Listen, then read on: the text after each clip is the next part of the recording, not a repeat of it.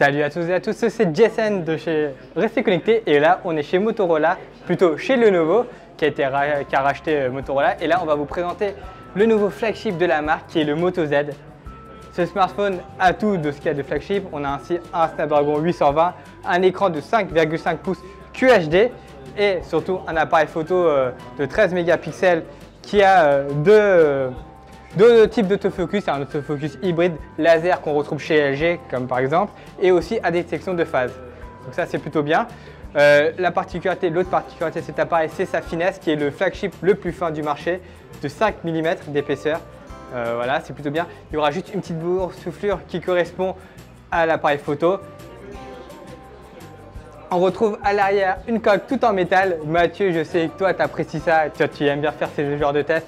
Mais je vous garantis que c'est du métal, pas besoin de le mettre dans la bouche. On retrouve un port USB type C ainsi qu'une carte un port micro USB pour augmenter la mémoire qui est de 32 Go, donc vous pourrez l'extendre en plus grâce à une carte SD. L'autre particularité de ce téléphone, c'est ses accessoires puisque Lenovo a pensé son téléphone comme étant un téléphone modulaire. À l'heure actuelle, en 2015, il y a LG qui a également tenté une approche comme ça. Là, l'approche est différente puisque là, c'est du plug and play. Il suffit juste de clipser l'accessoire et vous pouvez l'utiliser. Donc, pas besoin d'éteindre le téléphone comme chez LG. C'est notre approche qui est différente. Là, ce que je vous ai montré, c'est la coque qui permet de prolonger l'autonomie de 3 heures. C'est plutôt un bon point, surtout que le téléphone intègre une batterie de 2000 mAh.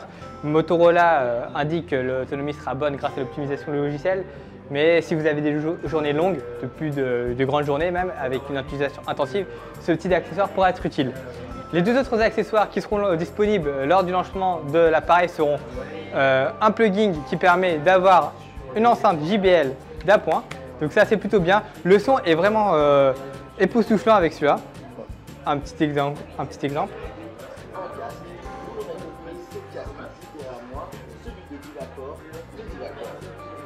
Là, j'espère que vous l'avez reconnu, c'est Mathieu.